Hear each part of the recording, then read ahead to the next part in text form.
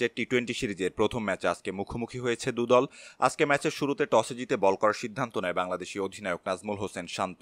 বল করতে নেমে শুরু থেকেই জিম্বাবুয়েকে চেপে ধরে বাংলাদেশি বোলাররা। ইনিংসের দ্বিতীয় ওভারে বাংলাদেশকে ব্রেক থ্রো এনে দেন স্পিনার শেখ মাহিদি হাসান। এরপর 28 রানের জুটি গড়ে জিম্বাবুয়েকে এগিয়ে নিচ্ছিলেন ওপেনার জয়লর্ড গাম্ভি এবং ওয়ান ডাউনে ব্যাট করতে নামা ব্রায়ান বেনেট। তবে জিম্বাবুয়ের দলীয় 36 রানে ওপেনার জয়লর্ড গাম্ভি ব্যক্তিগত 17 রান করে আউট হলে এই জুটি ভেঙে যায়। দলীয় 36 রানে টানা 3 উইকেট হারায় জিম্বাবুয়ে। প্রথমত আউট হন জয়লর্ড গাম্ভি, এরপর ওয়ান ডাউনে ব্যাট করতে নামা ব্রায়ান বেনেট ফেরেন ব্যক্তিগত 16 রান করে।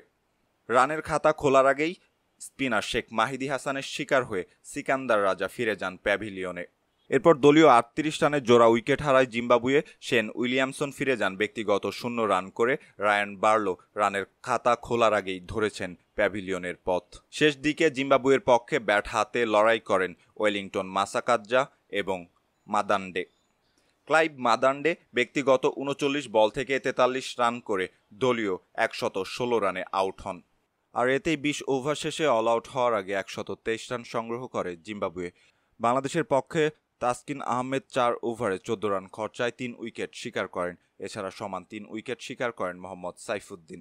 শেখ মাহিদি হাসান 4 ওভারে 16 রান খরচায় শিকার করেন 2 উইকেট। সম্মানিত দর্শক, এই ছিল আমাদের হাতে থাকা সর্বশেষ ক্রিকেট আপডেট।